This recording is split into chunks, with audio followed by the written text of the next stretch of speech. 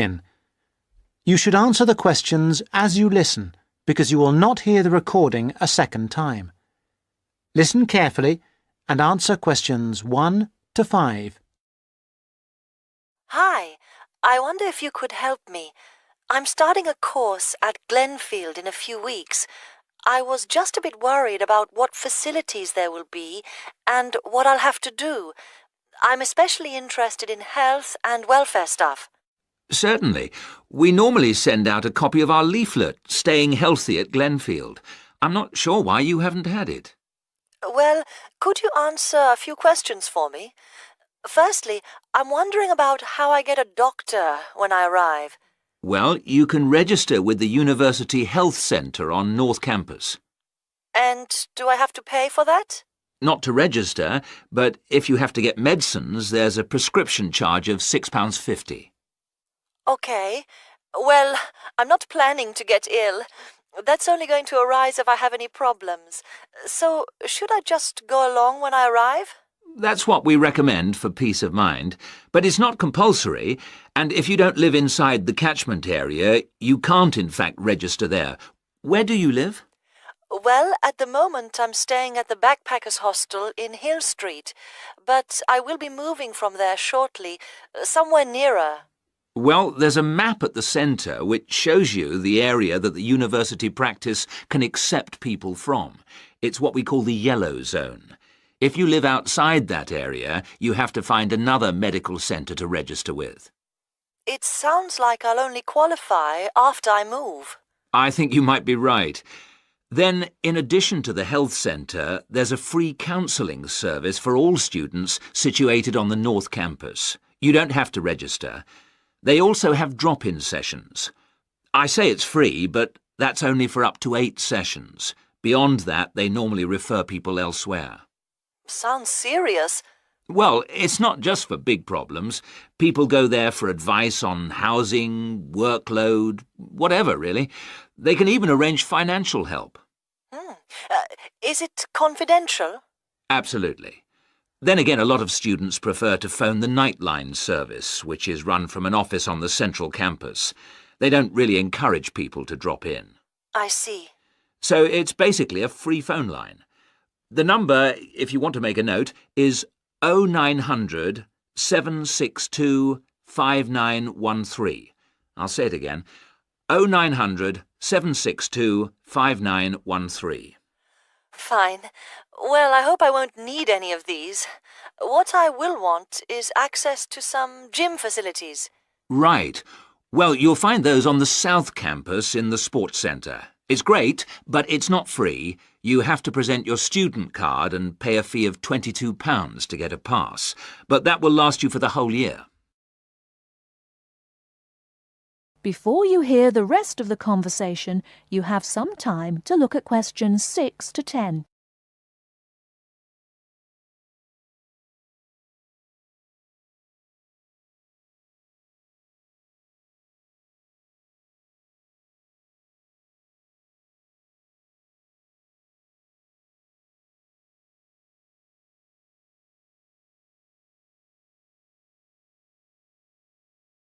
Now listen and answer questions 6 to 10. Is this information on the website? I'm afraid not. I can send you some leaflets or even resend the whole information pack if you give me your details.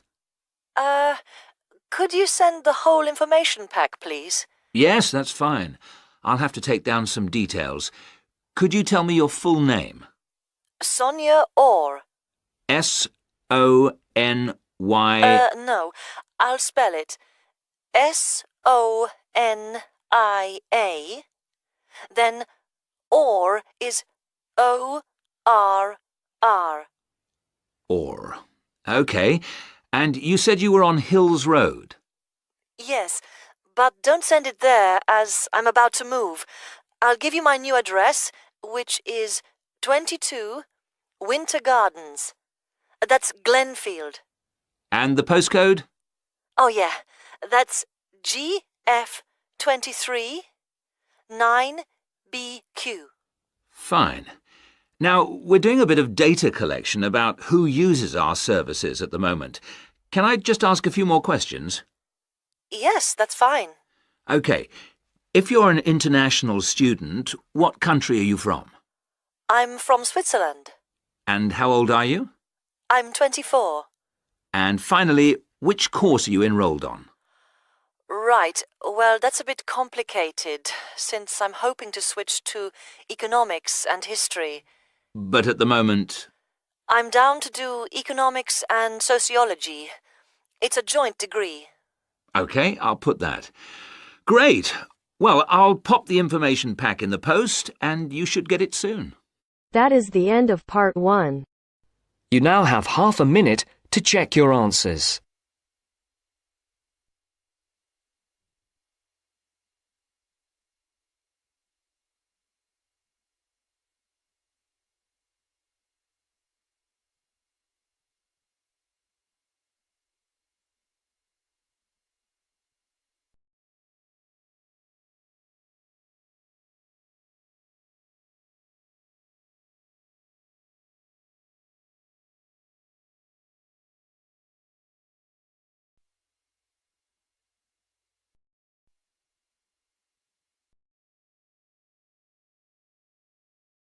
Now turns to part 2.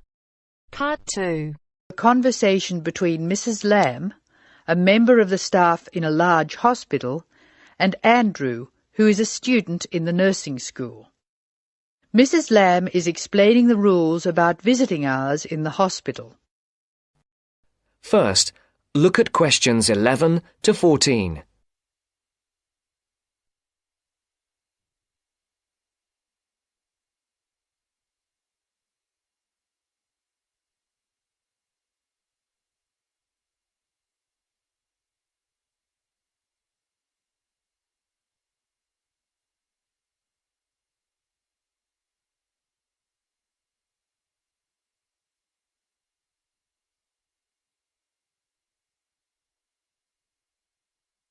Listen carefully. Hello, Andrew. I believe you want to know about visiting hours. Yes, I do, Mrs. Lamb. I have to fill this form out, and I'd like to have some idea why the different parts of the hospital have different times for visiting. I see. Well, let's start with an obvious one. Intensive care. People in intensive care are very sick indeed, and for that reason, we say that visitors can come between 6 a.m. and midnight. I can understand that. At the other end of the scale, our maternity patients are usually quite well, but we restrict their visiting hours from 8 a.m. to 8 p.m. We find they get very tired if we permit visitors all the time. I see. What about the surgical wards? The doctors prefer to do their rounds early in surgical, so visiting hours are 9 a.m. to 9 p.m. Surgical patients are often on very heavy painkillers, and they aren't really very good company for their visitors. But surely the visitors come to cheer up the patient, not the other way round. Of course. And often the visitors are able to help the patient a lot. That's why we allow visitors all day, the full 24 hours in the emergency ward. They help comfort the patient while they're waiting to be diagnosed. Of course, it's not just everyone who can visit a sick patient. People in intensive care can only be visited by their immediate family. What's more, we only allow 2 people in at any time. We let children of the immediate family in to visit people in intensive care, but we don't like to do it. It's very hard on the children, and it may distress the patient. However, if the patient asks for the child, and the family agrees, that's okay. What about children in maternity? Of course we let them in. They're very pleased to see their mothers. The rule in maternity is everyone may visit, up to 6 people at a time. The maternity ward is quite sociable after all. The surgical ward must be different. It is indeed. We don't allow children in the surgical ward because of the danger of infection. And as you know, we restrict the hours. There are a lot of procedures which must be carried out on surgical patients, and we only let 2 visitors come in at a time. And in emergency, people are allowed to visit all the time? Oh yes, we rely on patients' relatives to be there for them, and we permit everyone to visit the emergency department at all hours. However, we restrict it to 3 visitors for each patient. Otherwise, the room just gets totally crowded. Before the broadcast continues, look at questions 15 to 20.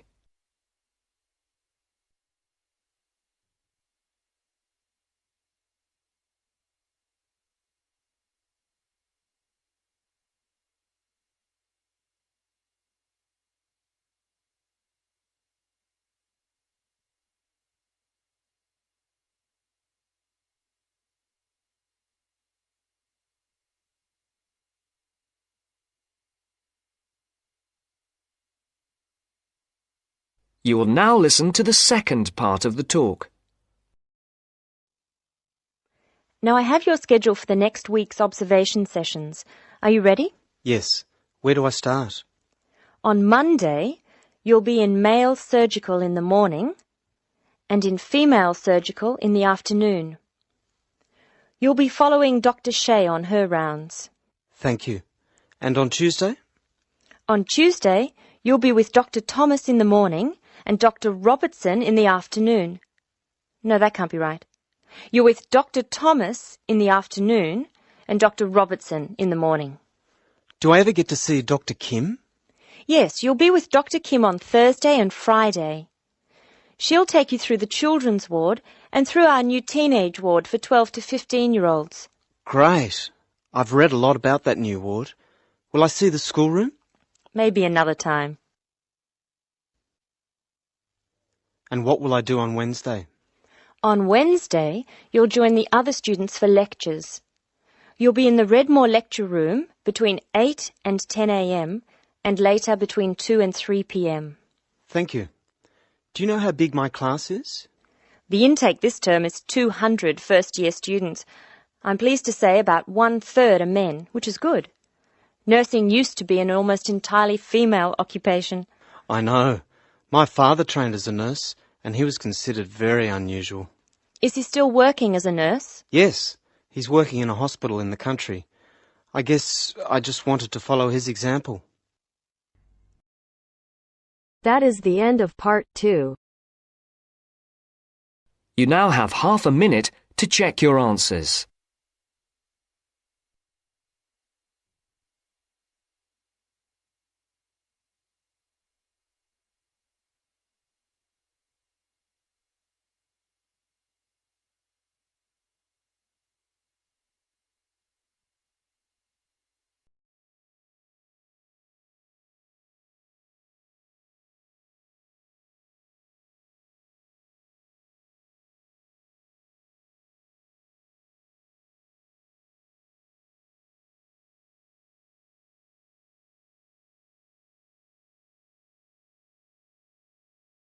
Methods course.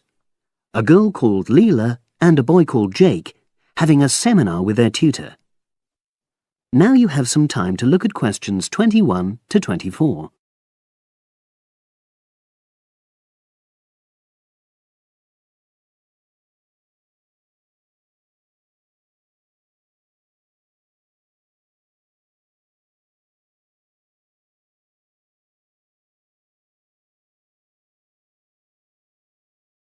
Now listen and answer questions 21 to 24.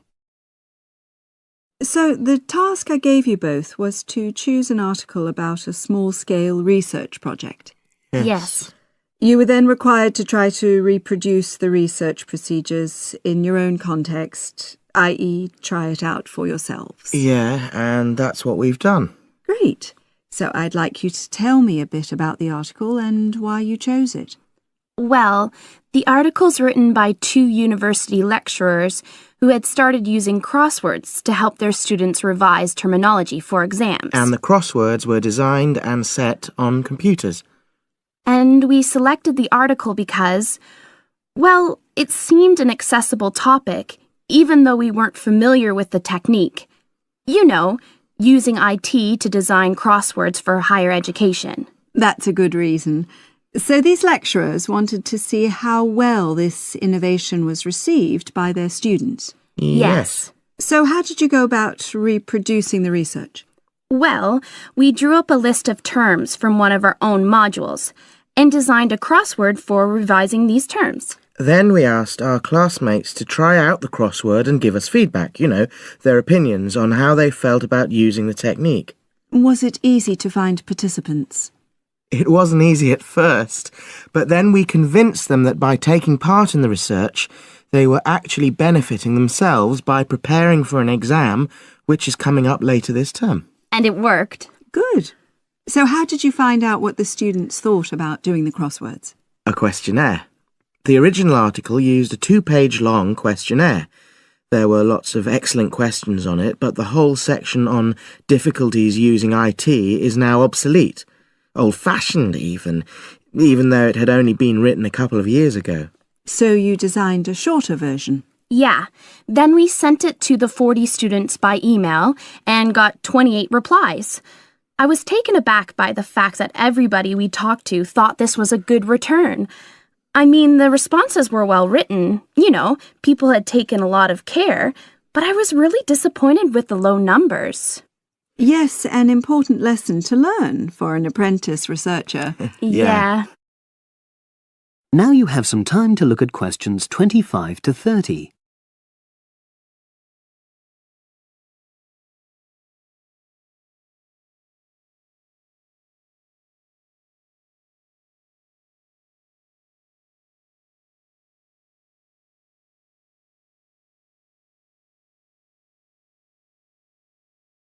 Now listen and answer questions 25 to 30.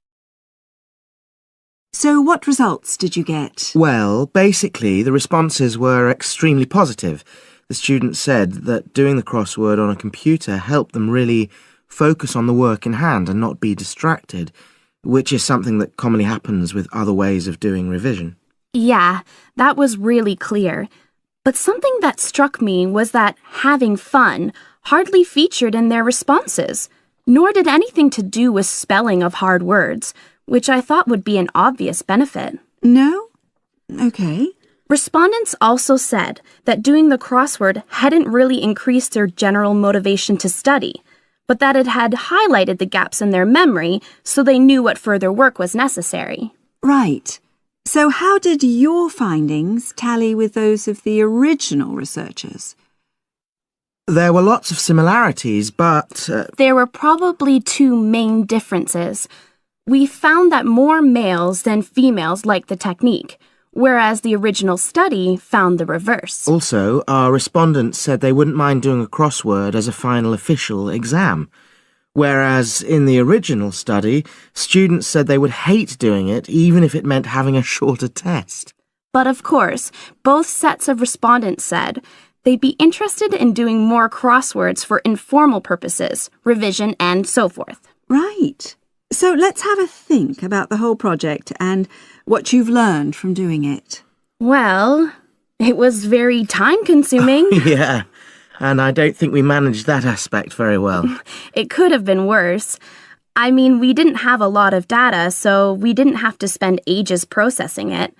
And of course, we'd already done a course on numerical data processing, so there wasn't much new there. Yeah, that's true. Anyway, I think we designed our questions well so that they gave us manageable data. Yeah, it really helped having the original study to guide us, as it were. And that helped us to see what a good research instrument is. What a good questionnaire should be like. Absolutely. We got a lot from that. But when we were writing up the project, I'm not sure whether we'll know how to acknowledge the work of the original study. Our referencing. No, that's something we'll both have to work on in the future.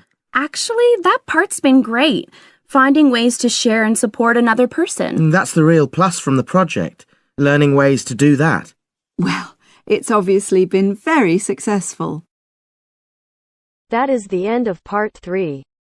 You now have half a minute to check your answers.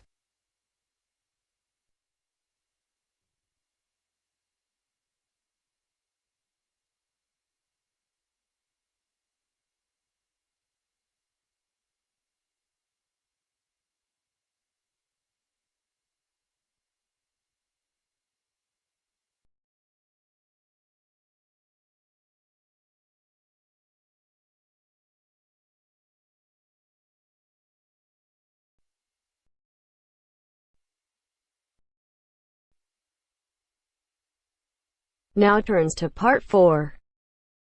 Part 4. We're going to hear a talk on wild rice. First, you have some time to look at questions 31 to 40.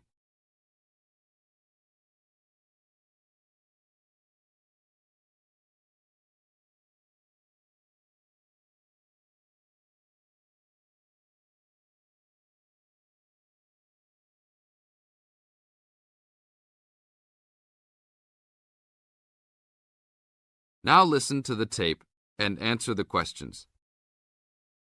Good morning. Today we'd like to talk about wild rice. Contrary to what many people believe, wild rice is not rice at all, but a grass. Much of it sold in the world today is not even wild, but rather cultivated varieties that do not occur naturally. Wild rice is really an annual aquatic seed found mostly in the upper freshwater lakes of Canada, Michigan, Wisconsin, and Minnesota in North America. Indians gathered wild rice before any explorers set foot on the North American continent. Early explorers were greatly impressed with the strength and hardiness of the woodland Indians, and attributed their vitality to their ample servings of wild rice. Wild rice can grow in water as shallow as 3 or 4 feet along marshes and muddy waters.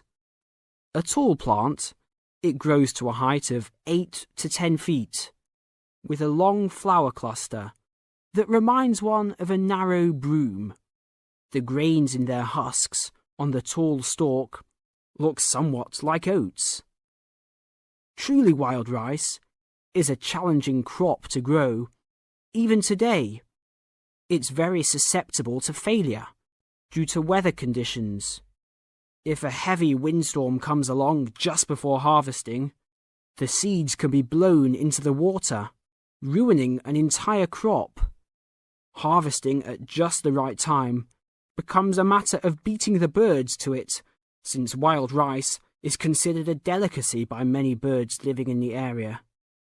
Other challenges include insects, disease, poor drainage, and high waters. If the grains are too green, they are difficult to thresh or beat out of their husks. If left on the plant too long, even a few days too long, they fall off the plant into the water. Airboats have brought about recent improvements in commercial harvesting of the wild rice, while newer techniques for parching, winnowing, and hulling have been a help in saving time and labour. Still, it takes about 3 pounds of grass seed to yield 1 pound of wild rice. Buyers should be aware of 2 types of wild rice, gathered and commercial. Foraged or hand-harvested wild rice is gradually being pushed out of the market by hybrid commercial varieties. Hand-harvested wild rice makes up less than 20% of the market today. Heirloom varieties of this foraged grain still exist. In fact, it is the only heirloom grain sold commercially. However, package labels can be deceiving. Though the label may read Indian harvested or organic, the product may be hybridized wild rice placed in freshwater lakes and gathered by Indians in airboats. Hand-harvested, organic, and from the Great Lakes region is the real thing, with superior flavour and aroma, but it may be difficult to find. Though wild rice is one of the most expensive grains, it goes a long way. Some say that 1 pound of the grain can feed 30 people. To compensate for its high cost, try combining wild rice, half and half, with brown rice. For a truly colourful presentation, try 1/3 of each: white rice, brown rice, and wild rice. That is the end of Part 4.